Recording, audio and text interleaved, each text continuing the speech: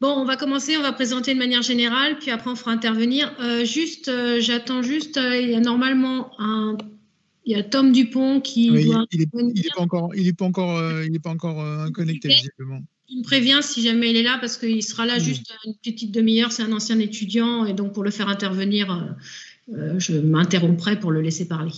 Voilà, donc sinon je vais présenter de manière générale donc les prépas. Donc vous avez déjà dit pas mal de choses. Donc on va préciser un petit peu les choses. Effectivement, quand vous dites oser la prépa, je pense qu'il faut surtout aussi se dire que c'est pas réservé aux excellents candidats, aux excellents élèves de terminale, mais ça peut intéresser aussi des étudiants de niveau plus modestes, mais qui auraient envie de s'investir un petit peu dans leur formation pendant 2 ans, de façon à intégrer une école d'ingénieur. Donc c'est accessible à des très bons étudiants de terminale, bien sûr, mais aussi à des étudiants d'un niveau plus modeste. Et suivant après l'investissement en classe préparatoire, ils pourront intégrer des écoles d'ingénieurs de niveau très variés. Ça dépendra un peu de leur investissement en prépa et de leur capacité. Mais il faut savoir qu'il y a un grand nombre d'écoles d'ingénieurs accessibles à ces étudiants. Et que tous les élèves qui rentrent en prépa ont la capacité normalement d'intégrer à la fin des 2 années de prépa une école d'ingénieur assez variée. Il y a de la place, il y a beaucoup de place en école d'ingénieur, donc a priori de la place pour chacun d'entre eux, à condition bien sûr de jouer le jeu et de travailler quand même un minimum. Mais je veux dire, on ne prend pas de risque à aller en prépa parce que même si jamais, au bout des 2 années, on n'intègre pas une école d'ingénieur, on a les équivalences de toute manière pour aller à la fac. On a un parcours en parallèle pour donc accéder en L3 à l'issue des 2 années de prépa. Donc voilà, il n'y a aucun risque à aller en prépa. C'est très facile de repasser après dans un autre cursus. C'est beaucoup plus difficile l'inverse. Si on a pris une autre filière d'aller en prépa, c'est pas possible. Mais par contre, une fois qu'on a fait prépa, on peut accéder à plein de formations avec les équivalences nécessaires. Donc à qui ça s'adresse, les classes préparatoires? Donc bien sûr, nous on va parler des classes préparatoires scientifiques. Des classes préparatoires qui sont de l'enseignement public. Donc, il n'y a pas de frais particuliers d'inscription, mis à part l'inscription en parallèle avec la fac. Donc, ça s'adresse aux élèves de terminale. Alors, effectivement, avec la nouvelle réforme, on va plutôt effectivement recruter sur les spécialités maths, sciences physiques. Donc bon, ça on pourra en discuter après. On adaptera un peu suivant les candidatures qu'on va avoir, on verra. Mais a priori, effectivement, c'est plus porteur d'avoir fait les spécialités maths et sciences physiques. Donc, vous allez entrer en classe préparatoire 2 années et après, à l'issue des 2 années, vous passez les concours pour intégrer les écoles d'ingénieurs. Qui se déroule en général sur 3 ans, avec possibilité d'aller faire des années à l'étranger ou de faire un master Donc les écoles d'ingénieurs sont très très variées et il y a possibilité, donc comme je vous disais aussi, de réintégrer des formations pour faire de l'enseignement aussi ou de la recherche sur des magistères ou des filières plus universitaires. Donc voilà, donc la 2e année, donc il y a autant de places en école d'ingénieur que d'étudiants, donc il y a de la place pour tout le monde. Ce qui va faire la différence, c'est votre investissement et après, vous intégrerez les différentes écoles. Donc plus vous aurez travaillé, plus vous aurez le choix dans votre intégration et vous pourrez postuler à des écoles très prestigieuses. Et sinon, de toute manière, vous aurez une école qui sera pour vous à l'issue. Pour le passage en 2e année, alors effectivement, là c'est ce qui est indiqué, il y a une petite partie d'étudiants qui ne passent pas en 2e année. En général, c'est de leur propre choix, c'est-à-dire qu'ils se réorientent avec l'équivalence de la première année vers la fac. ou alors c'est qu'ils choisissent de faire autre chose, de faire une autre, de faire une autre formation. Enfin, bon, mais de toute manière, ils n'ont pas perdu leur temps parce qu'ils ont acquis des méthodes de travail propres à la prépa qui sont très, très intéressantes, des méthodes de travail très efficaces pour pouvoir après s'adapter à n'importe quel type de domaine. Donc, en aucun cas, on perd son temps à aller en prépa et au contraire, on a toutes les chances que ça aboutisse à quelque chose. Donc, la première année ne se redouble pas. Par contre, la deuxième, elle peut plus se redoubler. Et d'ailleurs, même quand on a réussi sa deuxième année, quand on a réussi les concours, certains étudiants choisissent de refaire une année pour avoir une école qui correspond plus à leurs souhaits. Donc on notera que ça permettra d'intégrer avec soit qui correspond mieux à leurs souhaits, soit qui a un niveau de spécialisation ou de reconnaissance plus importante. Ouais. En général, voilà, c'est ce qu'on appelle les 5 demi, ceux qui redoublent la deuxième année. Et en général, c'est les moteurs de la classe, donc ils réussissent très bien puisqu'ils ont déjà fait une année. Et c'est pas un redoublement à cause d'un échec, au contraire, c'est un redoublement par ambition, souvent pour avoir mieux que ce qu'ils ont eu en première année. Donc voilà, bon après c'est une petite partie des étudiants, en gros sur une classe, il y en a, je dirais, entre 4 et 7 maximum sur une promo. Je ne sais pas, t'en as combien, François? Cette année, j'en ai 7. L'année dernière, j'en avais 8. Quasiment, quasiment tous ont eu mieux que ce qu'ils avaient eu premièrement en première année de concours. Et deuxièmement, ils ont souvent eu une école qui correspond complètement à ce qu'ils recherchaient. Alors justement, l'étudiant qu'on attendait de tout à l'heure, hein, il a fait 5 demi, mais il n'est pas encore arrivé. Donc, on le laissera parler quand il sera là. Oui, donc peut-être qu'on ne s'est pas présenté non plus, quand même, je viens de répéter. Donc, je suis Hélène Coudray, professeure de chimie en classe de PC. Et moi, c'est François Callio, je suis prof de maths en deuxième année dans la filière MP, maths physique. Voilà, donc en fait, on présente effectivement plus précisément Chartres, qui présente les filières PCSI, PC et MPSI, MP. Donc on parlera peut-être un petit peu plus des filières par la suite. Voilà. Donc oui, les spécialités d'une école. Donc le métier d'ingénieur, c'est un métier qui est pas très précis dans son appellation. C'est en fait, on arrive effectivement à des postes avec des postes à responsabilité et avec un salaire conséquent. Donc c'est quand même des beaux postes, les postes des ingénieurs, mais c'est très très vaste. On peut difficilement dire ce qu'on va faire quand on dit qu'on va faire ingénieur. Il y a des domaines très très variés. Mais aussi, donc voilà, donc il y a les spécialités qui sont proposées, l'aéronautique, l'aérospatiale, l'industrie, la chimie, l'informatique, les télécoms, la météo, les gestions, enfin bref, vous voyez, vous lisez. Donc ça, c'est toutes les écoles d'ingénieurs, donc c'est vraiment des domaines très vastes. Après, en tant qu'ingénieur, on peut être dans la production, dans la recherche-développement, sur le terrain, enfin, on peut faire des métiers très variés. Donc ça, c'est le métier d'ingénieur. Vous pouvez aussi être dans l'armée, donc avec des carrières d'officiers supérieurs. Vous pouvez aussi faire des écoles pilotes, navigateurs aériens. Donc là, l'année dernière, on en a eu un qui a intégré l'ENAC. Donc ça, c'est intéressant parce que non seulement vous faites une école, donc voilà, ça peut intéresser faire pilote ou navigateur aérien, mais en plus, ce sont des écoles qui rémunèrent aussi accessoirement, donc ça peut être intéressant. Sinon, on peut s'orienter vers l'enseignement, la recherche, comme je vous disais en introduction, en reprenant une carrière universitaire, ou les ENS aussi. On a des étudiants de temps en temps qui intègrent les ENS, donc c'est une école très, très prestigieuse.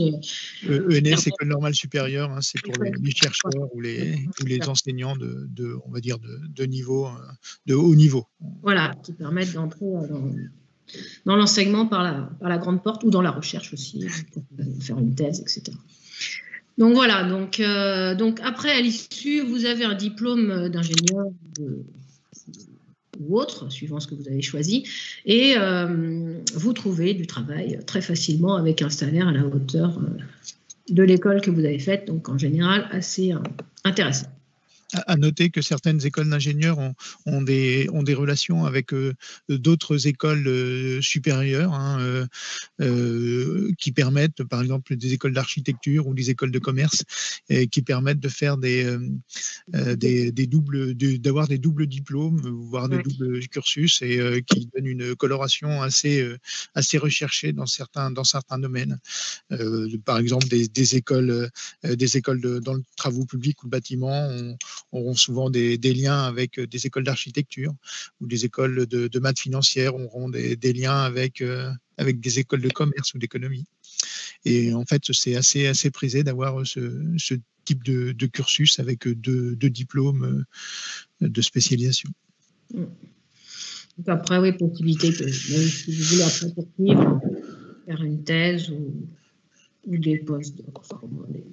Voilà, donc on présente vraiment une filière qui est très porteuse et qui permet d'accéder à des métiers intéressants et bien rémunérés. Voilà. Donc plus concrètement, les deux filières qui sont présentes à Marceau sont la MPSI, PCSI, donc avec en gros les horaires. Donc MPSI dominante maths, physique, un peu de chimie, un peu d'informatique, de l'ASI, sciences de l'ingénieur. Oui, sciences de l'ingénieur. Voilà. LV, français, philo, type, on en reparlera après. Alors, LV, c'est surtout l'anglais, parce que l'anglais est obligatoire pour avoir un diplôme d'ingénieur.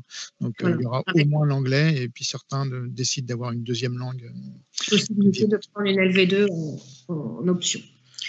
PCSI, il n'y a pas le M, mais comme vous pouvez le voir au niveau des horaires, on est pas mal en maths aussi. Donc, vous voyez, on compare les deux, 12 heures en MPSI, 10 heures en PCSI. Donc, il y a bien sûr, évidemment, des maths, de la physique, de la chimie. L'ASI, on a le premier semestre, après ça disparaît au deuxième semestre. Donc, il n'y a plus de SI au concours après. Et en PC, il n'y a plus de SI du tout. Donc voilà. Et vous avez la petite différence, c'est que vous avez un prof de physique et un prof de chimie distinct, à la différence de la MPSI. Voilà. Donc après, pour choisir entre les deux filières, je dirais que c'est un peu ce que vous aimez faire pendant 2 ans. Parce qu'en fait, et vous réussissez bien tant qu'à faire, puisque ça sera évalué au concours, mais a priori, toutes les écoles proposent un nombre de places adaptées à chaque filière. Donc, il y a des places pour toutes les filières, avec éventuellement, en début d'école d'ingénieur, peut-être remise à niveau sur certaines filières, suivant ce que vous avez pris. Mais il y a des places pour toutes les écoles. Alors, une petite nuance sur certaines écoles assez spécifiques, comme les écoles de chimie, qui vont effectivement plutôt recruter en PC. Et les écoles de maths financières qui recruteront plutôt en MP. Voilà. Exactement. Donc voilà, mis à part ces écoles un peu spécifiques, les autres vont recruter sur les deux filières indifféremment.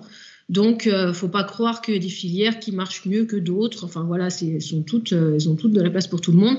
J'aurais même tendance à dire, me permettre, sous contrôle de mon collègue de MP, que actuellement la filière MPSI étant plus demandée et la filière PCSI étant moins remplie, on va dire, pour des raisons peut-être de prestige, de ne pas avoir le M dans le nom. Oui, de prestige, c'est un prestige supposé, voilà, qui n'est pas lié aux écoles derrière, puisqu'il y a toutes les écoles derrière. Voilà. Donc, comme effectivement, il y a plus d'étudiants en MPSI qu'en PCSI, effectivement, les PCSI, du coup, intègrent un petit peu plus facilement du fait d'avoir un peu moins de concurrence, on va dire. Donc, voilà. On constate qu'effectivement, à peu près niveau égal, les étudiants de PCSI intègrent une école de plus haut niveau de manière générale que les élèves de MP. Voilà. Donc après, voilà, il ne faut pas vous mettre la pression pour le choix MPSI, PCSI. C'est surtout ce que vous avez envie de faire pendant 2 années. MPSI va être peut-être un petit peu plus abstraite, PCSI un peu plus expérimentale, on va dire, mais c'est des grandes lignes. Après, c'est sûr, si vous avez horreur de la chimie, bon, allez plutôt MPSI. Si vous avez horreur de la SI, bah, elle est plutôt en PCSI. Voilà. Par contre, si vous avez horreur des maths et de la physique, en gros, c'est pas la filière qu'il faut choisir. Voilà, il faut au moins aimer les maths et la physique. Voilà. Mais après, il faut savoir aussi que l'image que vous avez, que ce soit d'ailleurs des maths, de la physique, de la chimie, de la SI en terminale, faut lui laisser aussi le temps d'évoluer en prépa. C'est-à-dire que vous n'avez pas forcément l'image de ces matières-là que vous aurez en prépa. C'est-à-dire que voilà, vous allez évoluer dans vos préférences et, parce que vous allez aborder les matières sous un autre jour peut-être, notamment je dirais en physique-chimie. En terminale, vous la voyez surtout avec un aspect souvent sur l'étude, avec des études de documents, des choses un petit peu particulières. En prépa, on va revenir sur des cours très concrets avec des formules 11 tests qu'on doit travailler, des trucs à apprendre, des trucs à...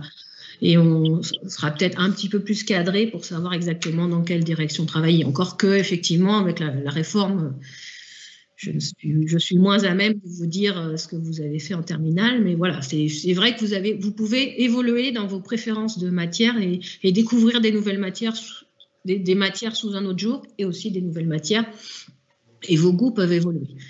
Donc voilà, il ne faut pas vous fermer à une matière parce que effectivement vous l'avez pas vu sous un bon angle quand vous étiez en terminale, et puis ça, voilà, faut voir que ça peut évoluer et on peut découvrir des choses et découvrir aussi un intérêt à la matière qu'on n'avait peut-être pas entrevu en terminale, du fait que vous allez en faire un petit peu pas mal quand même quand on voit l'emploi du temps type, et puis que vous allez approfondir dans des domaines, donc vous allez découvrir des choses, donc ça va être vu sous certains angles. Donc voilà un emploi du temps type d'élèves de prépa. Donc à Chartres par exemple, nous ne travaillons pas le samedi, les devoirs ont lieu le vendredi après-midi, que ce soit pour les premières ou les deuxièmes années. Donc vous avez un week-end entier, samedi, dimanche, pour vous reposer, pour récupérer, pour retrouver votre famille en général, puisque effectivement, on n'a pas encore parlé de l'aspect internat, mais effectivement, à Chartres, vous avez possibilité d'avoir un internat, ce qui permet de limiter la fatigue liée au transport et aussi de travailler en groupe avec d'autres étudiants, de s'entraider. Il y a une très bonne ambiance à l'internat, les élèves vous en parleront sûrement, les anciens. Les actuels, les étudiants de Marceau. Oula, on n'entend plus rien, Hélène. Oui. C'est parce qu'il y a quelqu'un d'autre, je crois, qui est en train de parler. Ok. Parasite. Là. Ça va là, vous m'entendez? Oui. Donc voilà, donc l'internat, je pense que je laisserai parler les étudiants sur le sujet, mais c'est effectivement une chance qu'on ait l'internat à Marceau. Ça permet vraiment de travailler dans des très bonnes conditions et en groupe et se soutenir mutuellement, et c'est vraiment un atout pour faire une projet. Juste une remarque complémentaire concernant l'emploi du temps type qui est indiqué. Donc, ma collègue a dit que les devoirs surveillés étaient le vendredi après-midi. Donc, à 5 heures le vendredi, les élèves sont libérés. Par contre, en semaine, hein, les oraux, hein, ce qui est noté oral chimie, oral maths, il y a aussi oral physique et oral langue. Le soir, ça peut arriver jusqu'à 19 heures. Hein, donc, l'emploi du temps type qui est mis, ça change toutes les semaines, hein, les emplois du temps des étudiants, parce que les interrogations orales, en fait, les étudiants changeront d'interrogateur toutes les semaines, donc ils changeront d'horaire toutes les semaines. Et il y a en général 2 heures d'interrogation orale par semaine, par étudiant. Et alors ça se déroule, enfin je ne sais pas si vous avez déjà entendu parler des cols, mais ça se déroule en fait 3 étudiants pour un professeur, et ça permet de travailler le cours régulièrement et d'approfondir les connaissances, et donc de mieux maîtriser le cours. C'est des évaluations, mais c'est surtout aussi pour voir si l'étudiant suit le cours au jour le jour, parce que c'est le secret de la réussite, c'est de suivre les cours au fur et à mesure et pas 3 mois après, et donc bien sûr de travailler. Mais surtout que le rythme est quand même, c'est vrai, assez soutenu. On avance assez vite et il est vraiment essentiel pour bien maîtriser les différentes notions, les différentes méthodes, de s'être exercé à l'oral. Donc en fait, hein, c'est aussi ça oblige l'étudiant à être sûr de ce qu'il est en train de dire, de présenter à son interrogateur. La raison d'être de ces interrogations orales, hein, sont que les concours se passeront en deux étapes. Il y aura une étape écrite avec des épreuves classiques sur des compositions, des devoirs, et de 4 heures en temps limité. Et en cas de réussite, on est admissible, donc on a le droit de passer les oraux. Et là, il y a encore une autre phase d'épreuve où on est interrogé selon les matières, voire des entretiens, certaines fois, des entretiens de motivation ou de personnalité pour étudier les capacités de l'étudiant à devenir quelqu'un qui pourra faire des études scientifiques de haut niveau. Voilà, mais l'intérêt aussi d'école, c'est effectivement d'avoir un contact avec un professeur. Donc, si jamais aussi on a des difficultés, des choses qu'on n'a pas bien compris, ça peut aussi permettre d'enlever ces incertitudes et d'approfondir le cours. Donc, c'est vraiment un atout des classes prépa. Et c'est aussi le fait que les classes prépa reviennent cher à l'État, parce que pour vous, effectivement, je vous ai dit, le coût était, comme c'est des écoles, des études publiques, il y a un coût assez faible. Oui, on a indiqué vers la fin, mais effectivement, par contre, comme c'est 3 étudiants pour un professeur par heure, donc ça appelle beaucoup de professeurs pour vous interroger. Voilà, et ça permet aussi de bien approfondir le cours et d'avoir du soutien régulièrement. Donc, c'est vraiment un atout des classes préparatoires. Donc, il faut en profiter tant qu'elles existent. Parce qu'effectivement... Alors, les atouts du lycée Marceau, petite structure, on a dit effectivement 4 classes prépa, donc 2 première année et 2 deuxième année. En PCSI-PC, on est un effectif autour de 20-30 en première et deuxième année. En MPSI-MP, comme je vous disais, il y a effectivement un peu plus d'affluence, donc on tourne plutôt... 40-46, oui. 46. Le maximum légal dans une classe préparatoire est de 48. Donc on ne dépassera, dans n'importe quelle prépa, on ne dépassera pas 48. Donc on aura de toute façon cours dans une salle plate, habituelle, que vous connaissez dans le lycée. D'ailleurs, physiquement, les classes préparatoires se trouvent tous dans un lycée, mais effectivement entre être 48 ou être 25, ça fait un petit peu, il y a des choses qui sont un peu différentes en termes de disposition. Donc, qu'est-ce que je disais Excuse-moi. Oui, tu pouvais remettre le diaporama précédent. Donc, tu disais que c'était une petite structure.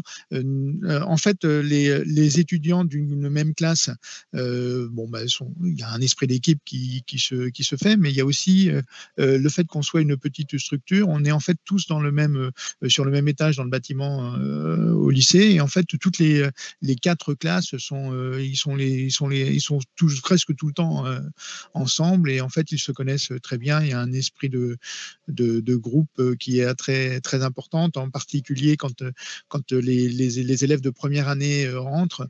Il y a des étudiants qui ont fait déjà une première année, qui en ont fait voir des fois on a déjà fait une deuxième, qui sont toujours prêts à aider leurs camarades.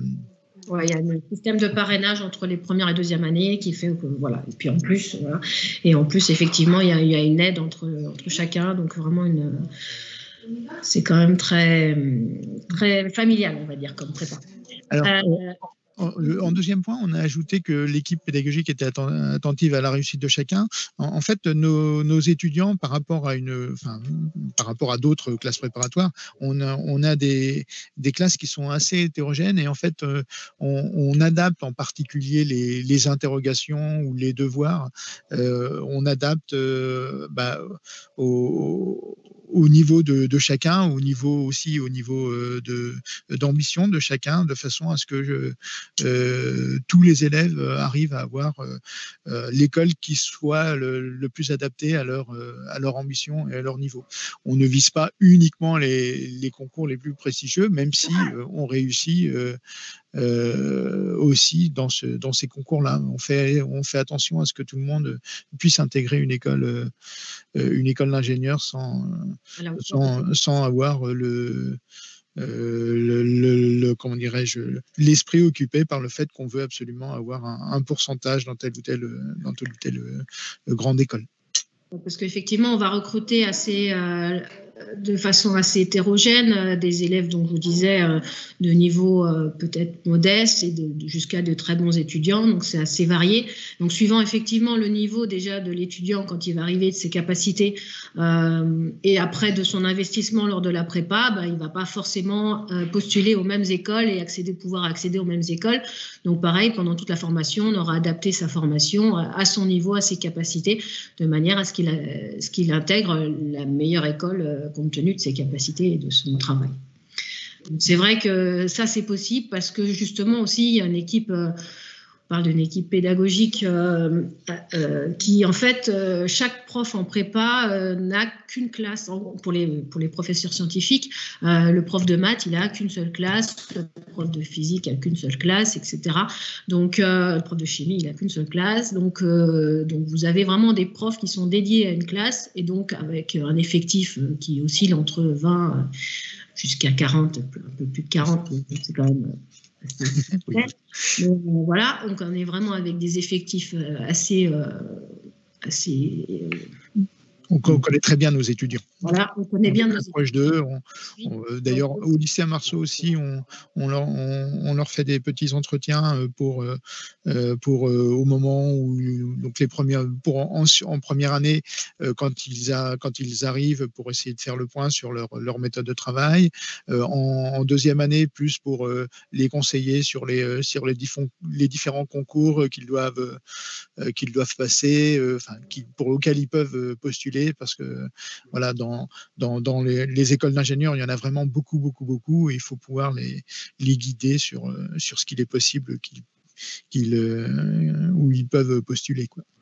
Voilà, donc on parle effectivement essentiellement des concours. Il faut aussi savoir qu'il y a certaines écoles d'ingénieurs qui recrutent sur dossier. Donc, pour ceux qui ont des fois un peu peur des concours et qui auraient peur de savoir comment ils vont appréhender les concours, il y a aussi un certain nombre d'écoles qui recrutent sur dossier. Donc, il ne faut pas non plus avoir trop peur des concours pour aller en prépa. Il y a toujours moyen de trouver une solution. D'ailleurs, en termes d'écoles qui sont assez connues, par exemple, il y a les INSA recrutent, alors pas exclusivement sur dossier, il y a deux phases pour les INSA qui recrutent aussi dès la terminale, mais en classe préparatoire, elles recrutent en deux phases. Il y a d'abord une étude du dossier et si le dossier leur semble satisfaisant, ils ont un entretien. Alors, c'était ce qu'il y avait il y a 2 ans, l'année dernière. Ça a été une année un peu particulière, comme vous l'avez vu. Donc, le concours s'est résumé à un dossier, mais voilà, il n'y a pas forcément. C'est surtout le dossier qui sera donc rempli à l'aide des appréciations des professeurs de vos classes préparatoires qui sera la base de recrutement des INSA en bac+2. Il y a aussi quelques écoles ou quelques filières dans les universités pour les magistères qui recrutent également sur dossier. Questions, vous pouvez aussi les formuler au fur et à mesure. Non, mais je veux dire, parce que si vous avez des questions qui vous viennent au fur et à mesure. Alors là, par contre, effectivement, je ne vois pas de chat possible sur le. Je vois l'ensemble des participants, mais je ne vois pas de chat. Je ne sais pas s'il y a quelque chose qui... Je reprends la parole pour vous dire que le chat, c'est pas possible. D'accord, ok. Quand on est extérieur, tout à l'heure, je pense que pour les questions-réponses, là, on vous présentait, puis après, on passera la parole aux gens qui nous écoutent. Le chat n'est pas possible. Okay. Non, mais c'était voilà, c'est que ça ressemblait aux formes du Bible button qu'on utilise quand on fait nos cours, mais c'est pas du tout la même chose. Ok. Il faut surveiller s'il y a des anciens étudiants qui doivent partir, qu'ils le signalent en ouvrant leur micro pour qu'ils interviennent. Voilà. Sinon, donc l'internat aussi, on a parlé de l'internat. Il faut savoir que en gros, tous ceux qui demandent l'internat arrivent à avoir l'internat, donc avec quelques nuances quand même, notamment plutôt en MP, MPSI, où justement à cause de l'effectif, des fois, il peut y avoir un petit peu de difficulté à avoir l'internat. Mais en gros, on a quand même quasiment tous ceux qui demandent l'internat qui arrivent à y accéder. Et c'est vraiment des conditions très, très adaptées à la formation de prépa. Donc, oui, vas-y. Je rajoute quelque chose. Effectivement, la plupart, en particulier en PC, en PCSI, pourront avoir une place à l'internat. Il faudra simplement faire attention vous n'aurez pas forcément la place à l'internat dès la première phase d'admission à Parcoursup, parce que comme l'internat est plus prisé, il faut d'abord que tous ceux qui sont classés devant et qui sont devant vous et qui ont une place à l'internat, il faut d'abord que ces étudiants soient sortis du classement pour qu'on puisse vous proposer une place. On ne peut pas proposer évidemment plus de places à l'internat qu'on a de places dans la salle de classe. Donc oui, ça me fait penser aussi à dire qu'effectivement, il ne faut pas être trop impatient quand vous avez les propositions, puisque effectivement, au départ, effectivement, on appelle les meilleurs classés, mais ça passe assez vite. Donc à partir du moment, enfin en tout cas en PCSI, PC, à chaque fois, à partir du moment où vous êtes classé, vous serez appelé. Donc il faut juste attendre d'être appelé.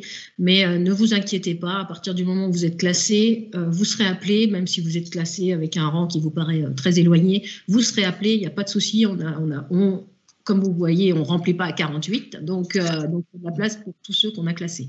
Donc, ne vous inquiétez pas. Bon, en MPSI, MP, pareil, je crois que... l'année dernière, peut-être qu'on n'est pas allé jusqu'au bout de notre liste de classement, mais ça a été vraiment à quelques unités près. Par contre, effectivement, évidemment, comme il y a 48 places, on propose évidemment les 48 premières place aux 48 qu'on juge les meilleurs dossiers, sauf que ces étudiants ayant demandé d'autres filières, et en particulier d'autres prépas, auront aussi été classés dans d'autres prépas, et il faut d'abord qu'ils aient choisi les filières où ils continuent à être candidats pour qu'une place puisse se libérer et être proposée aux étudiants suivants sur la liste de l'attente. Mais effectivement, la plupart, on est quasiment aussi en MP allé au bout du processus de Parcoursup vers la mi-juillet. Voilà, donc la conclusion, c'est d'être patient et si vous voulez venir, vous viendrez, il n'y a pas de problème. On a de la place pour tout le monde.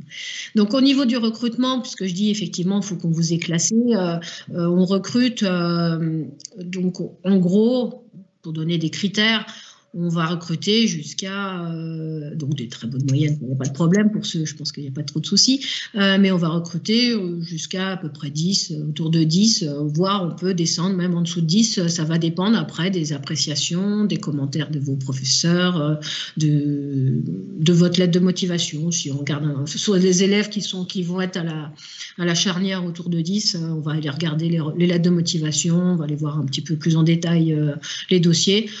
Voilà, mais faut pas vous interdire. Après, vous pouvez aussi nous demander, aujourd'hui ou un autre jour, nous envoyer un mail pour nous demander notre avis sur si vous pensez qu'on vous classera ou pas. Voilà, on peut vous donner un avis plus personnel, plus ciblé. Mais voilà, on va pas être trop sélectif parce qu'on pense qu'effectivement, chacun a sa place. À partir du moment où il est motivé, où il va travailler à peu près régulièrement, il va arriver à faire quelque chose. Donc, on lui donnera sa chance. Voilà. Après, s'il y a de l'absentéisme ou des choses comme ça, et des mauvais résultats et de l'absentéisme et un manque de motivation, là, effectivement, on fera peut-être moins l'effort de donner la chance à la personne. Mais voilà. Mais sinon, avec un dossier modeste, on peut postuler dans une classe préparatoire et y réussir.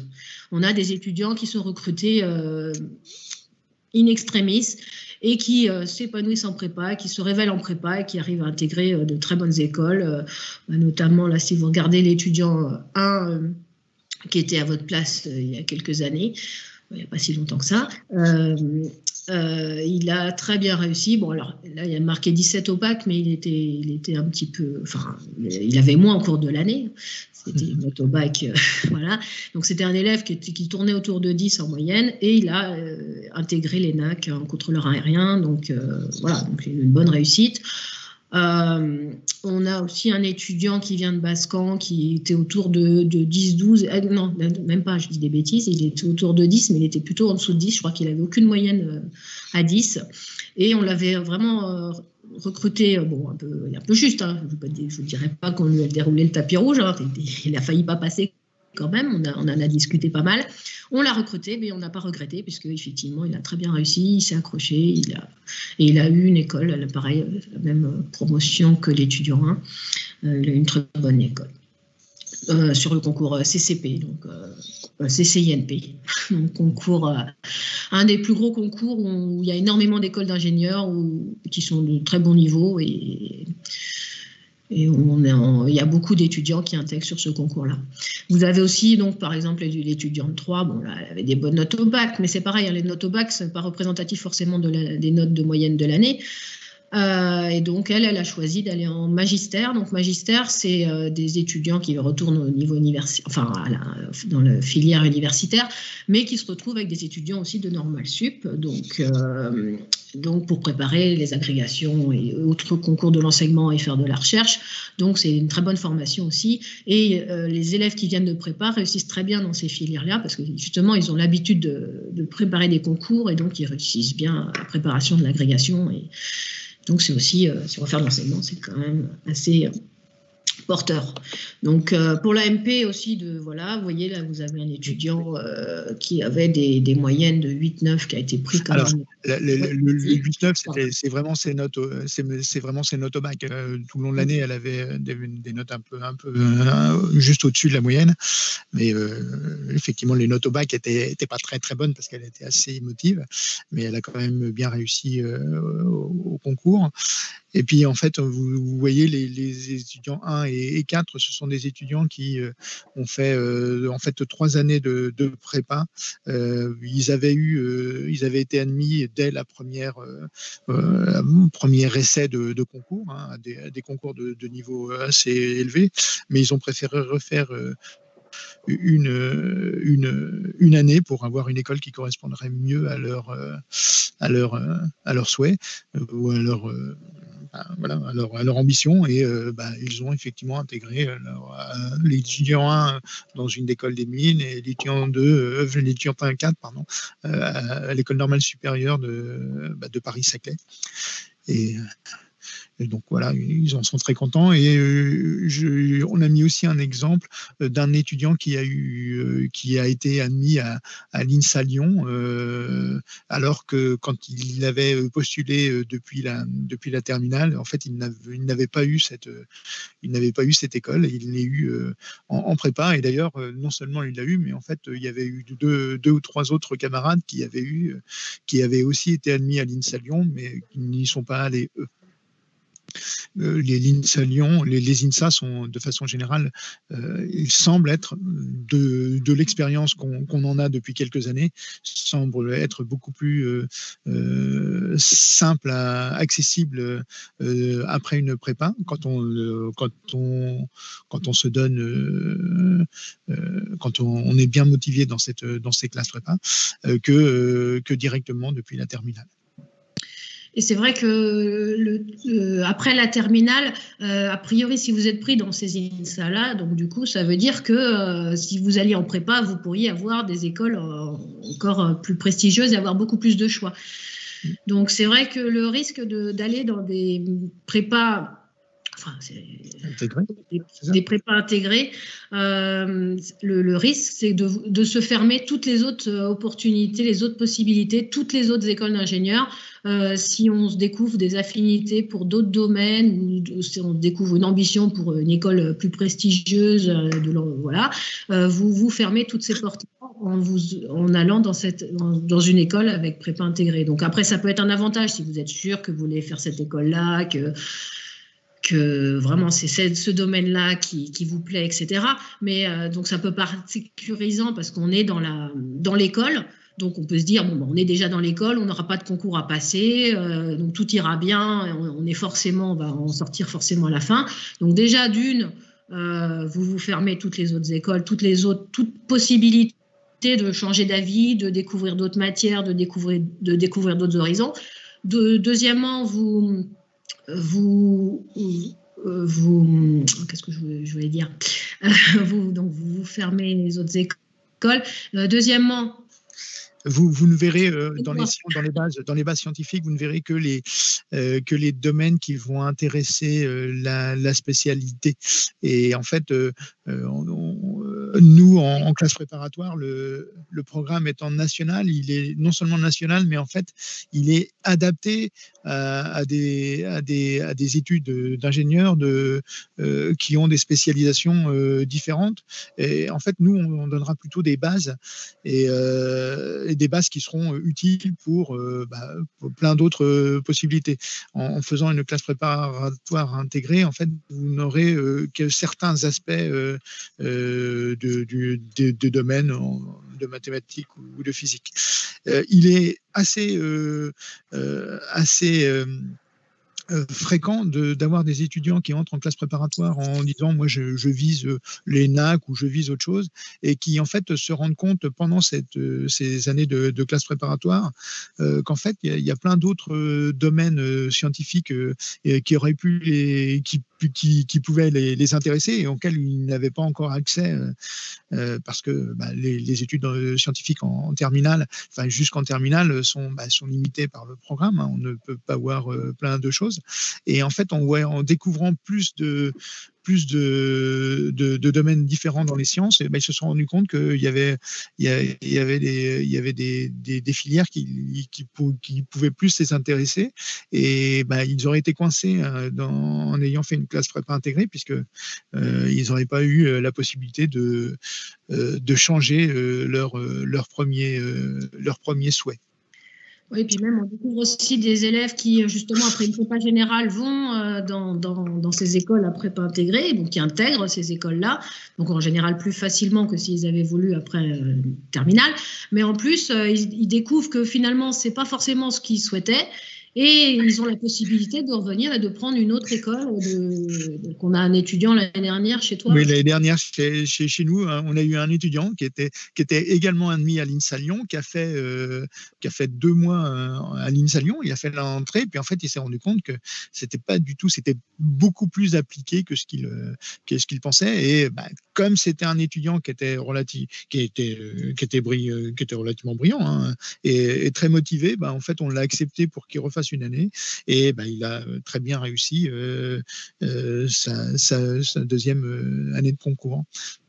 Et il s'est plus découvert, il s'était rendu compte qu'il préférait plus les sciences un peu plus théoriques que les sciences appliquées comme ils le font à l'INSA.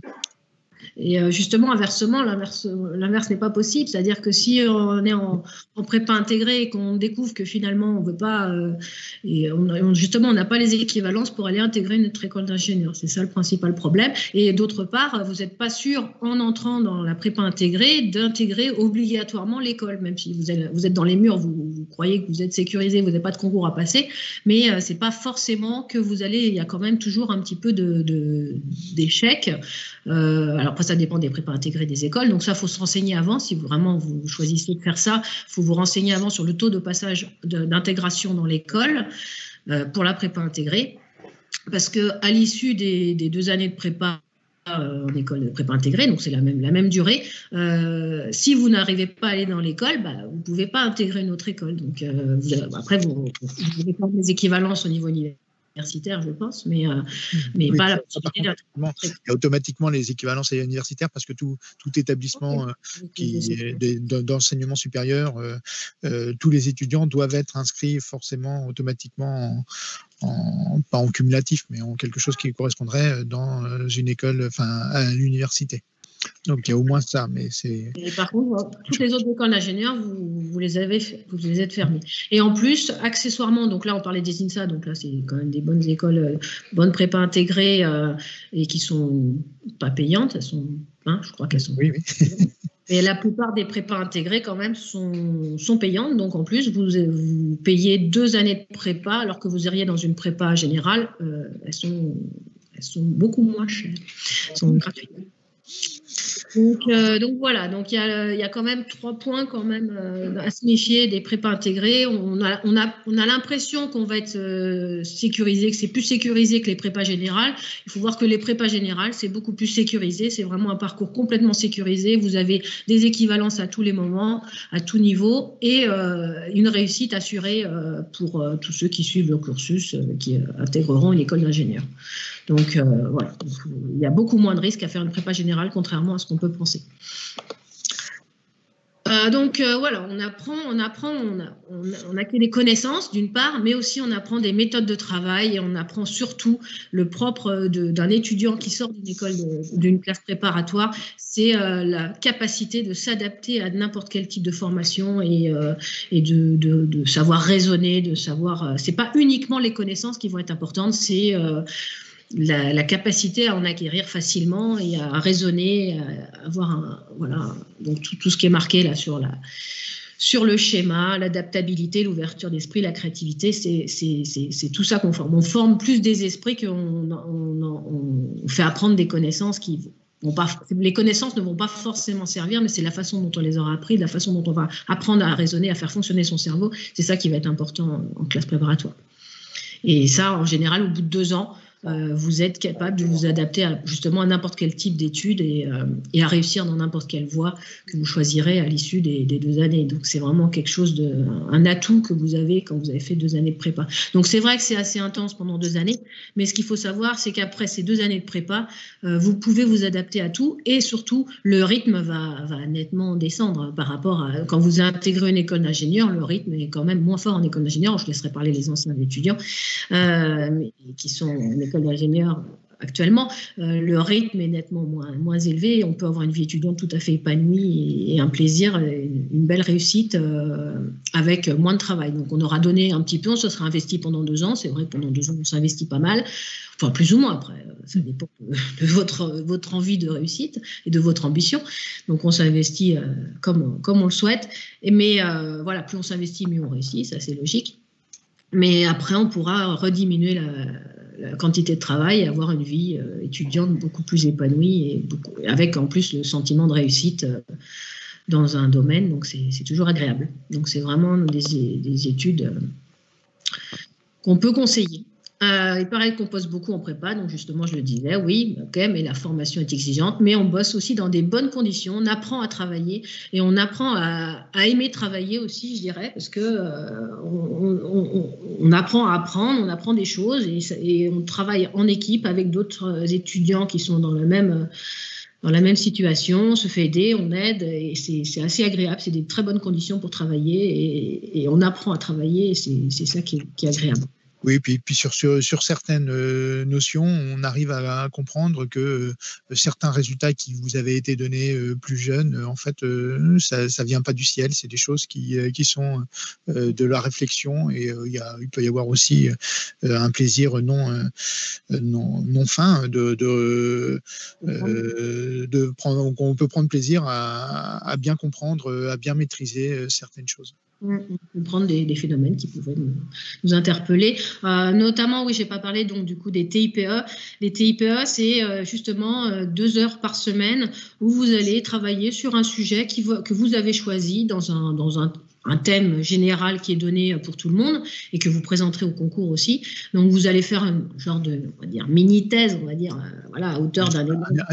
Quelque chose qui ressemble, si j'ai bien compris, à ce que vous allez passer le grand oral là, que vous allez avoir préparé pour le bac, mais c'est sur un domaine scientifique, un thème scientifique, et vous devrez avoir une démarche plutôt scientifique, c'est-à-dire essayer de voir plusieurs aspects de la problématique, enfin de poser une problématique, essayer de faire des modélisations ou des expériences qui permettent d'illustrer soit un phénomène, soit illustrer une notion rencontrée.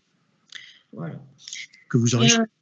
Donc, pareil qu'il faut être très fort, donc ça on en a parlé un peu, avec une moyenne supérieure à 10, on peut sérieusement postuler pour entrer dans une CPGE. Bien sûr, si on a des meilleures moyennes, encore raison de plus, on réussit d'autant plus facilement et d'autant plus brillamment. Qu'on soit un garçon ou qu'on soit une fille, c'est pas exclusivement masculin. Les réussites ne sont pas liées au genre de la personne. Voilà. Et effectivement, les filles, des fois, s'interdisent la prépa en se disant « Ah, j'ai pas machin », ils ont un peu plus peur de la prépa. Il faut savoir que les filles réussissent très bien en prépa. Et donc, il ne faut vraiment pas qu'elles en aient peur. Et au contraire, c'est un parcours sécurisé où elles peuvent s'épanouir et très bien réussir. Donc, je disais qu'effectivement, on peut rentrer avec une moyenne honorable, on peut rentrer avec une très bonne moyenne aussi. Alors après, vous allez avoir le choix entre, justement, si vous avez la chance d'avoir des très bons résultats dans ces matières et donc un très bon dossier, vous allez avoir le choix entre différentes prépas. Donc là, ça dépend un peu de votre caractère. Ça dépend un peu de votre ambition, de votre caractère. Et faut se donner la chance de travailler dans les meilleures conditions possibles. Parce qu'en fait, ce qui va faire la différence, c'est pas dans quelle prépa vous allez rentrer, c'est quelles écoles vous allez intégrer. Ce qui est important, c'est le diplôme de l'école que vous aurez intégré. C'est là-dessus que vous serez recruté sur le marché du travail. Donc, faut pas vous dire je vais faire telle prépa parce que forcément je serai plus facilement recruté. Non, la prépa ne va pas influencer votre recrutement quand vous serez sur le marché du travail, c'est l'école que vous aurez fait. Donc, il faut trouver la prépa la plus adaptée à vous, à votre caractère, à votre ambition, pour intégrer la meilleure école possible et avoir le meilleur diplôme possible. Alors, pour ça, on peut se dire, effectivement, j'ai de très bonnes notes, donc je vais aller dans une très bonne prépa, parce que forcément, cette très bonne prépa, elle a une très bonne réussite sur les concours des écoles, et donc, a priori, on a l'impression qu'elles intègrent plus facilement certaines écoles. Donc, ces très bonnes prépas, en général, recrutent effectivement de très bons étudiants. Et donc, du coup, forcément, ce serait malheureux qu'elles n'affichent pas de très bons résultats. Donc, il ne faut pas trop se fier aux statistiques des écoles qui vous disent, voilà, on intègre beaucoup d'étudiants sur telle école, donc venez chez nous, vous intégrerez cette école. Nous, si on recrute un très bon étudiant, il intégrera aussi une très bonne école, il n'y a pas de problème, l'élève, il est très bon, il n'y a pas de raison qu'il soit très bon dans une prépa et moins bon dans une autre. Et justement, on va adapter sa formation, ses devoirs à son niveau et à son ambition. Donc ça, faut pas avoir peur de ça. Si on est très bon et qu'on est appelé à réussir dans de très bonnes écoles, quelle que soit la prépa, vous y arriverez. Le seul petit risque, c'est qu'effectivement, si vous allez dans une très bonne prépa, vous allez vous retrouver avec des très bons étudiants et vous allez forcément vous retrouver un petit peu plus malmené que si vous étiez très bon parmi des étudiants un petit peu moins bons. Donc là, vous êtes plus porté par des étudiants moins bons, donc vous vous trouvez en réussite. Si vous vous trouvez dans une très bonne prépa, vous allez retrouver avec d'autres très bons et vous allez vous retrouver peut-être un peu plus malmené, un peu plus en difficulté, voire même peut-être en échec dans certaines matières. Donc, c'est plus difficile moralement. Après, si vous avez besoin de ça pour être stimulé, pour réussir, vous avez besoin d'avoir de la concurrence et donc c'est ça qui vous amène à réussir et à vous surpasser, allez-y, il n'y a pas de problème. Maintenant, si vous avez plutôt une tendance lorsque vous êtes en échec, à être plutôt à vous détruire, à vous démotiver, à être un peu détruit moralement et donc du coup à être un peu en difficulté psychologique, ça va être plus dur. Donc c'est ce qu'on appelle un peu des élèves qui sont cassés par des très bonnes prépas. Et ça nous fait très mal au cœur de voir ça parce qu'on se dit, ils seraient venus chez nous, ils n'auraient peut-être pas été cassés comme ça. Et après, c'est pas facile de récupérer un étudiant qui a été démotivé, qui a été un peu détruit par une ambiance un peu plus avec compétition, un peu plus de difficultés, un peu plus de difficulté à s'épanouir et à réussir dans cette ambiance plus concurrentielle, quoi. Donc voilà, ça dépend un peu de votre caractère. Maintenant, si vous avez besoin d'être stimulé, vous avez besoin d'avoir des très bons autour de vous partout pour vous stimuler pour travailler, allez-y. Mais si vous avez plutôt une tendance à avoir besoin d'être soutenu, encouragé et avoir valorisé, on va dire, à ce moment-là, il vaut mieux aller dans une prépa où on sera un peu plus serein dans l'ambiance. Et c'est vrai que ce qui est important, c'est de travailler pendant ces 2 années dans des très bonnes conditions psychologiques et un soutien voilà, pour avoir de bons résultats au concours. Voilà, donc ça c'est... Ce qui est important dans une réussite, c'est faut effectivement que l'étudiant puisse travailler en gros dans les meilleures conditions pour atteindre pour satisfaire ses ambitions. Et l'important étant d'avoir une émulation. Pour avoir une émulation, il n'y a pas besoin que les 45 autres étudiants visent tous la même très grande école. L'important étant qu'ils soient 2 ou 3 à travailler ensemble et à essayer de se tirer.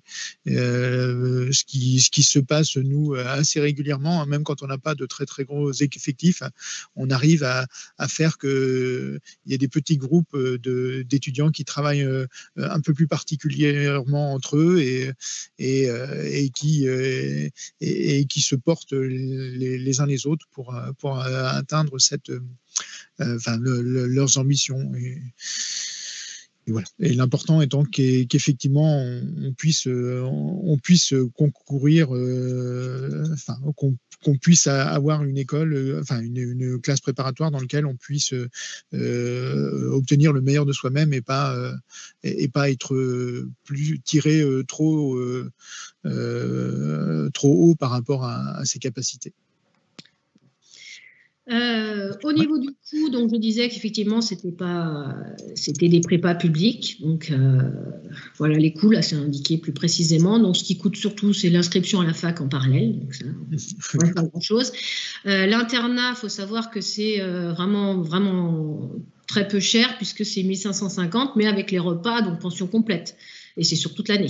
Donc, si vous ramenez au mois, ça fait vraiment pas cher le mois par rapport à n'importe quel logement qu'on pourrait avoir et les repas. En gros, on paye les repas et c'est tout, quoi.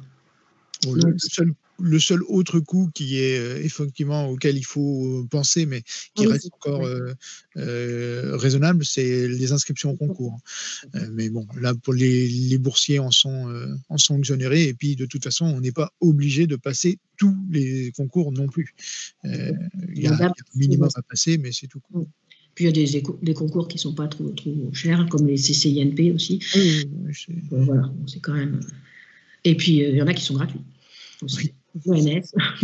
Mais bon, c'est pas les plus faciles. Oui, donc parce qu'effectivement, après, on parlait des écoles d'ingénieurs. Donc, vous avez un peu trois types au niveau financier d'écoles d'ingénieurs. Vous avez des écoles d'ingénieurs qui vont vous rémunérer. Donc, ça peut être dans l'armée, dans la fonction publique ou l'ENAC, on disait aussi tout à l'heure, donc les pilotes. Alors, oui, il y a même une autre façon, c'est qu'il y a de plus en plus d'écoles qui ont un processus de formation en alternance ou en apprentissage et où les étudiants sont 15 jours à l'école et 15 jours dans une entreprise. Alors, c'est pas forcément accessible dès la première année dans l'école d'ingénieur, mais dès la deuxième, il y en a beaucoup qui le font comme ça. Et puis, voilà, depuis l'ENS, j'ai oublié. Oui, c'est l'éducation nationale. La fonction publique. Donc vous avez ça. Après vous avez les écoles, donc où là vous avez un coût très limité pour les écoles publiques. Enfin toutes les écoles CCINP, il y en a beaucoup qui sont gratuites. Enfin voilà, pas trop de frais d'inscription. Et après vous avez les écoles où il y a un peu plus de frais d'inscription, qui en général sont des écoles qui sont peut-être plus faciles à avoir. En général c'est les écoles correspondant aux prépa intégrés aussi, accessoirement. Donc l'intérêt c'est d'également économiser 2 années de frais. Et puis voilà, bon, après c'est des écoles voilà, qui valent ce qu'elles valent. Vous avez aussi le STP qui est payante, mais bon, qui est aussi vous avez un très bon diplôme à la fin, donc ça peut être aussi. À noter que il y a des emprunts, on peut faire des emprunts quand on est en école d'ingénieur, on trouve facilement des emprunts qu'on rembourse très vite une fois qu'on a le diplôme d'ingénieur. Oui, à noter que même les écoles privées, les écoles d'ingénieurs ont souvent des frais d'inscription qui sont nettement plus bas que les écoles privées de commerce ou d'économie qui sont un peu plus élevées. Donc là, bon, sur la prépa, c'est risqué. Si on rate les concours, on n'aura pas de diplôme. Donc, comme je vous disais, vous avez les équivalences et vous avez aussi les écoles sur dossier. Donc, il n'y a vraiment aucun risque. On a forcément quelque chose à la sortie. Et c'est très rare déjà, même qu'on n'ait aucun concours d'école d'ingénieur, même pour des étudiants qui n'ont pas beaucoup travaillé, qui n'ont pas forcément énormément de capacités, ils intègrent quand même des écoles.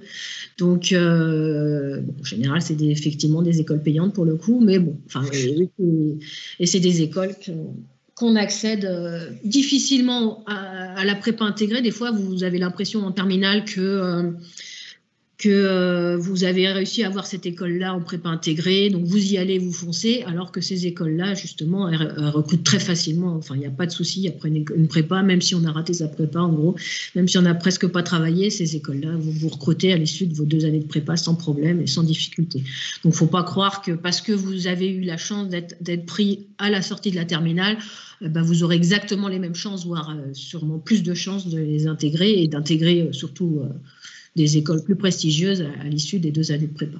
Donc ça, aucune inquiétude là-dessus. Vous prenez aucun risque à aller en prépa. Bon, sur les candidatures en Parcoursup, je fais confiance à vos profs de terminale pour vous donner, surtout que je ne sais pas si le calendrier... On les a remis à jour. Bon, enfin, voilà. Et donc, nous avons une journée porte ouverte, a priori pour l'instant en présentiel. Oui, a priori pour l'instant, oui. Voilà. À noter quand même que même si c'est en présentiel, on demandera sans doute, si c'est en présentiel, qu'un étudiant ne soit, qu'un étudiant candidat ne soit accompagné que d'une personne pour qu'on limite le nombre de personnes sur place pendant ces portes ouvertes. Donc elle aura lieu samedi 6 février matin. Voilà. Donc, je pense qu'on a assez parlé. On va laisser parler un petit peu, peut-être les étudiants. Des étudiants, j'ai vu, il y a Baptiste Pouponneau, oui. C'est ça. J'ai vu Pierre Lelièvre. Oui. Après, il y a peut-être des étudiants. Alors, ça, c'est des anciens étudiants qui étaient en prépa, qui ont quitté la prépa, donc qui sont en école d'ingénieur. Après, il doit y avoir aussi des étudiants qui sont. De cette année ? D'accord. Cette année, normalement. Je n'en vois pas, je vois pas chez moi, je vois une colosse, mais non, je ne vois pas. Bon, on va peut-être faire parler les anciens pour l'instant, ceux qui sont dedans. On va faire parler Pierre Lelièvre et donc Tom n'a pas apparu. Ah bah voilà, non. Pierre Lelièvre. C'est ça ? Vous m'entendez ou pas déjà ? Ouais, impeccable. Ok. Bonjour à tous. Je vais essayer de vous présenter mon parcours et pourquoi la prépa Marceau, pourquoi est-ce que j'ai fait ce choix-là. Alors actuellement, je me présente très vite fait. Je suis Pierre Lelièvre, je suis en dernière année d'école d'ingénieur à l'ECE à Paris. C'est une école d'informatique du numérique. Et je viens de trouver mon stage récemment à Orange Cyberdéfense dans la cybersécurité. Donc tout ce qui est hacker, tout ça. Donc je vais essayer de vous faire une présentation un peu rapide de ce que j'ai fait, du coup, de mon parcours et tout ça. Donc j'étais en terminale à Bascan il y a 5 ans, du coup.